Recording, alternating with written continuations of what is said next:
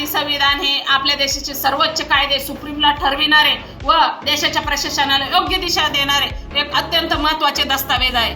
हे संविधान 26 जानेवारी 1950 पासून लागू झाले आणि तेव्हापासून भारत देश गणराज्य बनला। तेव्हापासून भारत सरकारचे नियम, कायदे आणि नागरिकांचे हक्क सुरक्षित राखले जात आहे। भारतीय संविधान म्हणजे काय तर देशाची रचना कशी करायची, सरकार कसे चालवायचे, नागरिकांचे हक्क आणि जबाबदाऱ्या कोणत्या याचे व्यवस्थित पूर्व मांडणी केलेली आचारसंहिता आहे। भारतीय संविधान हे जगातील सर्वात मोठे, सर्वसमावेशक आणि लोकशाही तत्वावर आधारलेले संविधान। यामध्ये भारतीय शासन, कायदा, न्यायालय आणि नागरिकांच्या मूळ अधिकारांचे मूळ संविधानात आहे।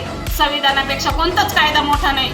सर्व नागरिक समान आहे आणि जनता सर्वोच्च आहे। सरकार जनतेमधून निवडले जाते आणि या संविधानामध्ये सर्व नागरिकांचे हक्क, अधिकार यांना संरक्षण देण्यात आलेले आहे। तर या संविधानाने आपल्याला